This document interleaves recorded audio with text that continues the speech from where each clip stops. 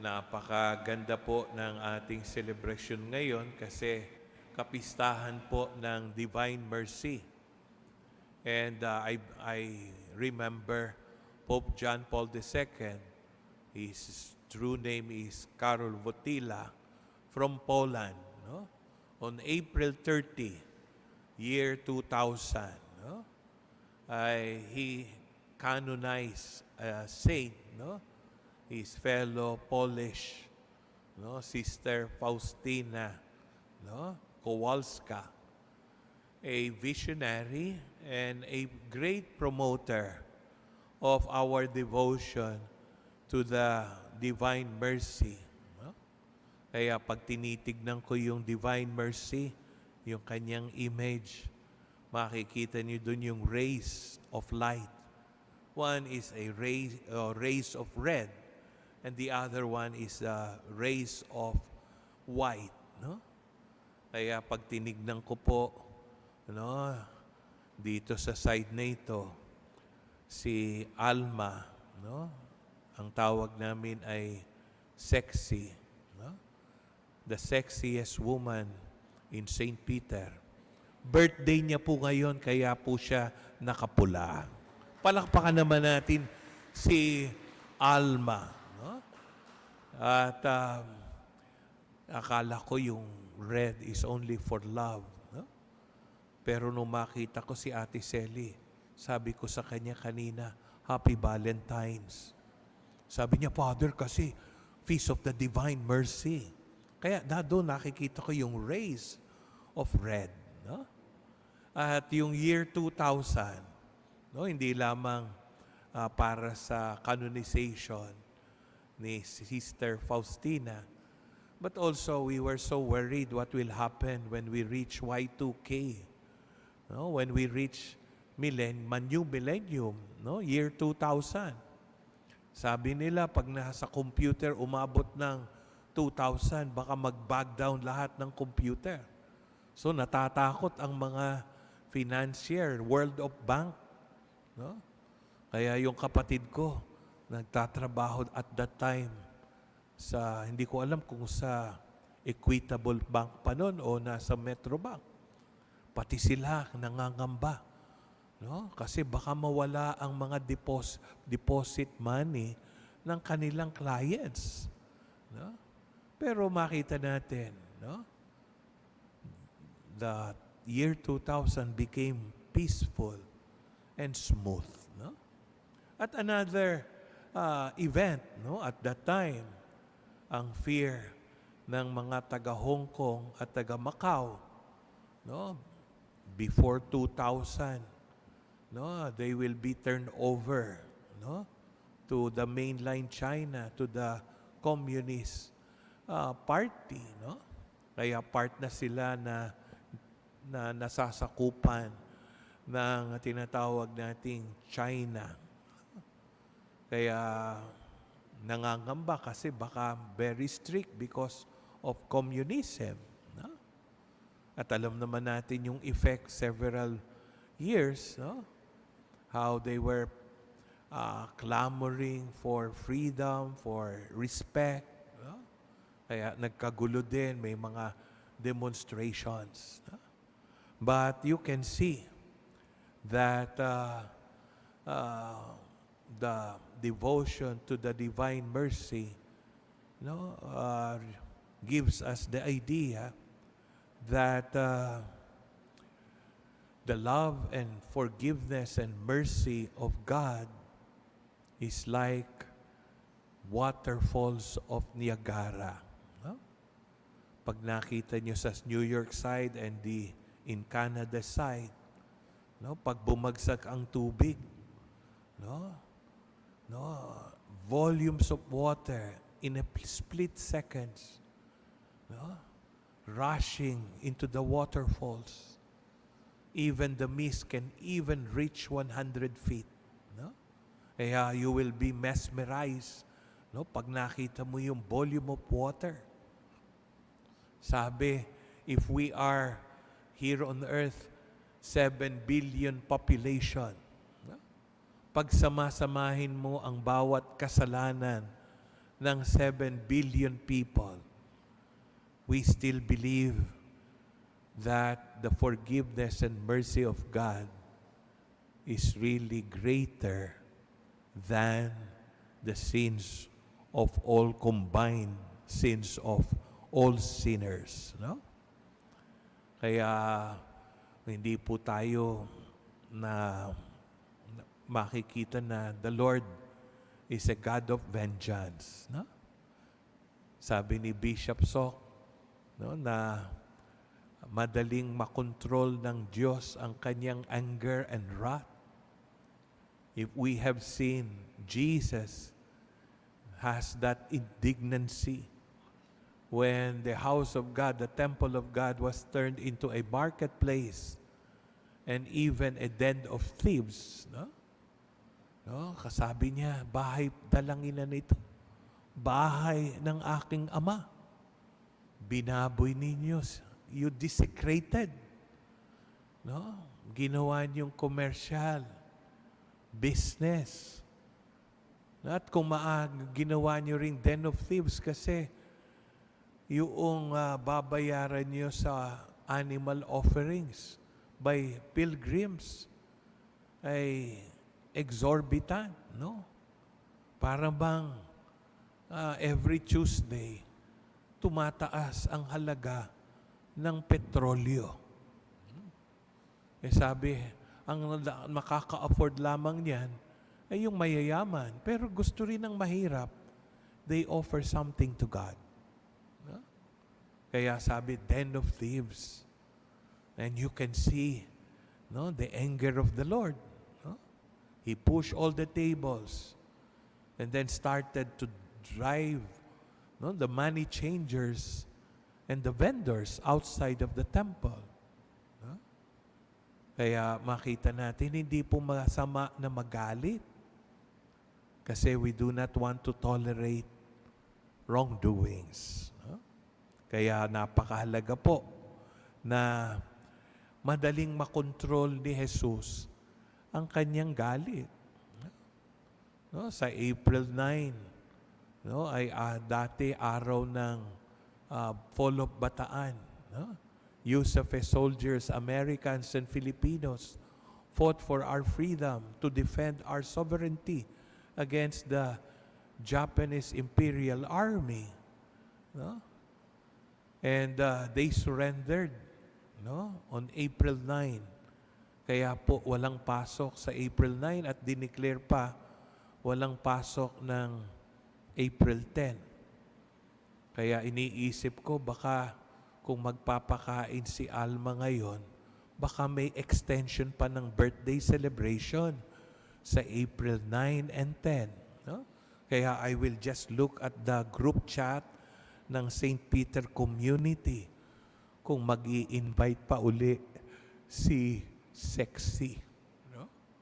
Kaya makita nyo na the Lord, no? Nung nandoon naman siya sa Mount Calvary, crucified, at sabi, nagmisa ako sa novena last night, 6:30 in the evening, at the Five Wounds Parish in Talon, Las Piñas. No? Yung nag-invite sa akin doon kasi ay friend ko, and she became my bookkeeper, no? Na libre for several years kasi na-assign ako sa San Roque, Sampaloc na deficit and poor parish. No? Kaya December pa lang, in-invite na ako, Father, sa bago mag-fiesta, one of the novena masses, ikaw. Kaya pagdating ko doon, naalala ko kung sinasabi sa Pilipino, no, habang nasusugatan, lalong tumatapang. No? Pero when I remember the 5 major wounds of the Lord, yung nailed pair of hands, and then pair of his feet, and then sinibat siya dito sa tagaliran. Doon lumabas yung water and blood. Sabi yan ang beginning of the church. No? The birth of the church. No? Kasi sabi, blood and water. Water, no, signals the white race. And the red, no, signals the blood of the Lord. Sabi kong, ang Panginoon, kailangan pang ipakong muli. He will do it again and again and again. No? Hindi lang naman yung 5 wounds, even the crown of thorns wounded him. Even the 41 slashes at his back. No? Hagupitin ka ba naman? Halos mapunit na yung kanyang balat, yung skin niya sa likod. Nung siya'y bugbugin. No? But the Lord, no, even the last drop of his blood, showed His mercy and forgiveness. His love for humanity. Sabi, kung yung kanyang mercy, hindi niya makokontrol. Noong when Mary Magdalene was brought to Him to give the signal to stone her until she dies. No? Kasi committing adultery is a major crime. Sabi lang ng Lord, kung sino sa inyo has no sin, be the one to cast the stone. No? Ayaw niya nang mapahamak tayo. No? Lumapit tayo sa Kanya kahit mabigat ang kasalanan natin. God still forgives. No? Di niya makontrol. No? No? Madali siyang magpatawad, magmahal. No? Naalala ko, one birthday ni Tita Del, no? Sa may Tomas Morato, during pandemic, no? Naka-face mask pa kami. Biglang nandoon si Noble at saka si Ryan. Sabi, Merry Christmas, Tita Del. No? Pagka sinabi mo yon, bibigay kagad si Tita Del. Pila na kayo? Sige, ito ang pamasko. Sabi pa sa akin, Father, gusto mo rin pumila? No? Ganun po, yung madali kang magbigay. No, isang sabi lang. Hindi mo na uulitin. No? Sa Panginoon, no? Makita lang, lumapit ka. No? Gagawa ng paraan. No? He will perform miracles for a leper, for a blind, for a deaf, for a mute. No? And for all PWDs. No? Kasi ganun po ang habag at awa ng Panginoon. If we consider the Lord as the Good Shepherd, no? Siya po ay meron siyang tinatawag na tungkod. No? Hindi niya ginagamit yung staff niya, yung tungkod niya, para mamalo. No? Hindi po yan nung ako'y seminarista, when I learned, no, na nagkaroon ng rumble doon sa Holy Sacrifice Parish in UP. Every weekend, doon kami nag-a-apostolate ng batch namin. And you know, one prominent son of a family, no, nagkaroon ng rumble. Yung baseball bat, pinalo sa ulo. Namatay. No? Because of gang war. No? Ano ba ang fraternity mo? No? No? Kapag ka may fraternity, no? Natatakot ang mga magulang, baka mayroong initiation. No? They use paddle. No? Pag sa initiation, pinapalo yung hita. No? Hanggang sa mag-collapse yung tao, yung bata. And several people were killed because of that initiation. But the Lord, meron po siyang tungkod. Hindi po para mamalo. Hindi po para saktan tayo. As a good shepherd, pag nalilihis ng landas ang tupa, tatapikin niya lang, dito tayo, papunta tayo rito. Naalala ko yung nanay ko. Papasok na kami ng early childhood schooling sa St. Paul, Makati. Kailangan may exam na mapasa namin. Yung pagbilang ng 1 to 10. Yung rememorize mo yung alphabet from A to Z. At yung pagsulat mo ng pangalan. Sasabihin, meron siyang stick. Tuturo niya A. Say A. A, sasabihin namin. Pagka susulat kami ng pangalan namin, pagka sumulat ako sa kaliwa, tatapikin po, mali yung kanan. At pag mali yung letter na pagsulat, tatapikin, ganito ang gawin mo. The Lord is a disciplinarian. He would not tolerate our wrongdoings. But He would not violently harm His people. Kaya ganun po, mas malakas ang mercy and love of God. Kaya pag naalala ko yung Niagara Falls, pag samasamahin ang kasalanan ng 7 billion people, ay overflowing of God's mercy and forgiveness. That's why a lot of us are devotees of the divine mercy. And you can see when the Lord appeared several times to His disciples, to His apostles.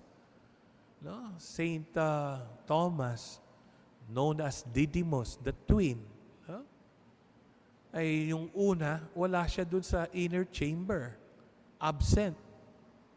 And then the Lord appeared. Makita niyo walang vengeance kahit na si John the Beloved only stayed at the foot of the cross. Diba?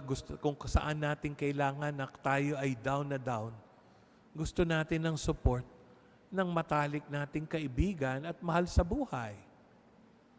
But the Lord saw only several women, among them Mother Mary, and then Mary and her sister Martha. And perhaps Lazarus is also there, their brother.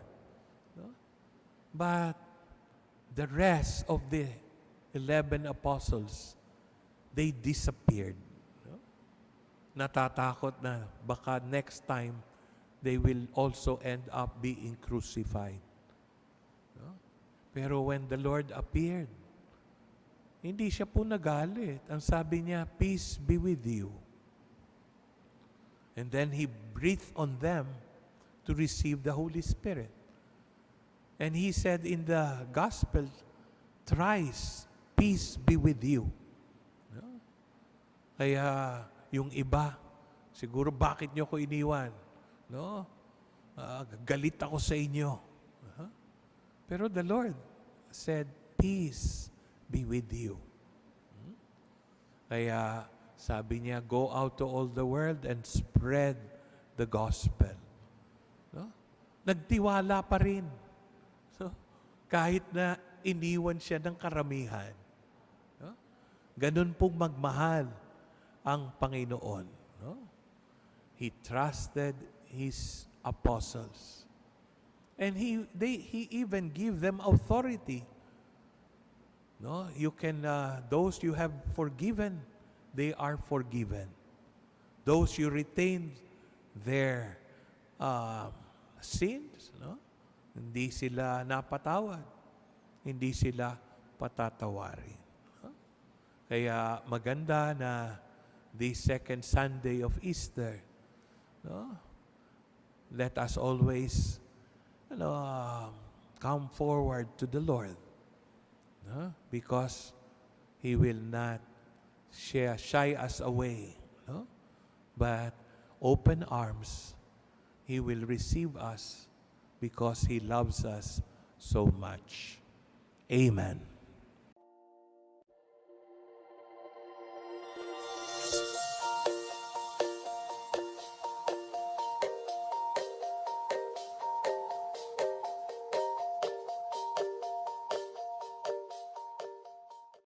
Thank you for joining us.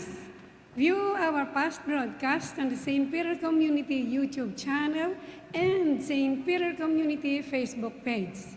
Don't forget to like, to share, to subscribe, and hit the bell so you can be notified on our upcoming activities. Maraming salamat po at laging tandaan, unahin natin lagi ang Diyos.